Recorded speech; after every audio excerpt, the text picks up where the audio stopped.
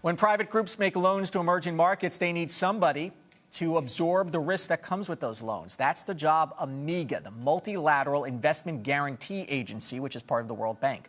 MIGA makes it possible for private investment in developing markets. Last week, MIGA announced a record $2.2 billion in new insurance. Those monies will spark an additional $2.6 billion of investment.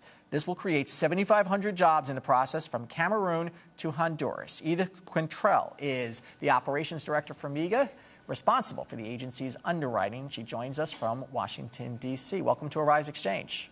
Thank you very much. Great to be here with you. Just a little brief overview, because few people have heard of this probably in the United States.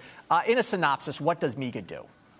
MIGA is part of the World Bank Group, and our mandate is to support cross-border foreign investments into developing countries.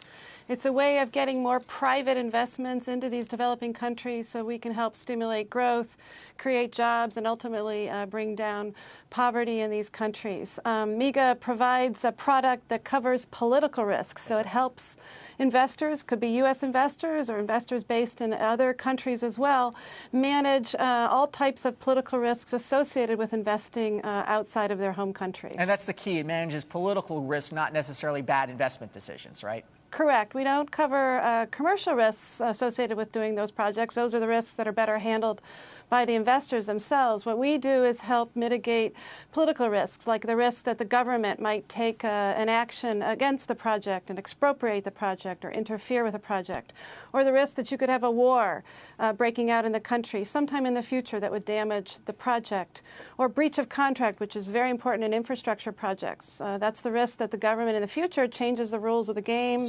and breaches its obligations. It's basically ensuring a rule of law. Correct. It could be a rule of law. It could be some other adverse action by the government that has the effect of taking that investment, taking the rights of the investor that they had in that project. Why MIGA is having such a terrific year, up 13%? Why? What's driving it? I think there's two reasons. One is investors are obviously, I think, much more concerned about risks. If you look around what's happening in the world, there's uncertainty in many regions, Middle East. Obviously, we have the current situation in Ukraine. There are pockets of uncertainty in Africa as well. So investors are much more aware of these risks, and they want to mitigate them, and they've become more sophisticated about the instruments that are out there. The second reason is I think we have new products that are more relevant now. We not only have political risk insurance, but we also have something called credit enhancement, which can be used particularly to support financing for projects. And that's very important because many of the commercial banks now are very constrained in terms of how much they can lend and for how long. So I think it's both our new products as well as what's happening in the global environment. And is it easy for you to vet sort of the backstopping of these loans? I mean, so if you're a private investment group making these investments, what kind of processes do they have to go through to get MIGA's backing?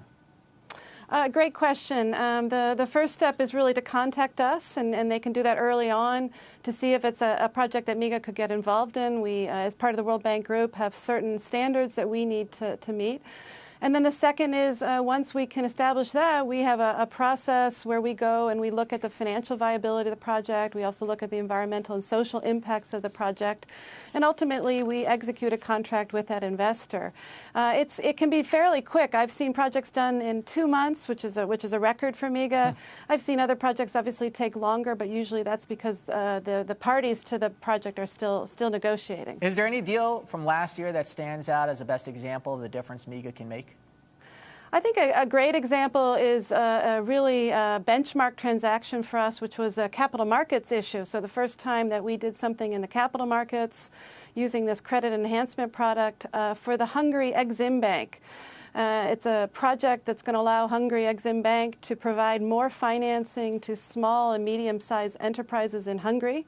It was done at a time when Hungary was going through some challenges economically, and this really enabled them to borrow long-term in the international capital markets with MIGA's guarantee. Okay, Edith Quintrell from MIGA, thank you so much. Thank you. Have you back on soon.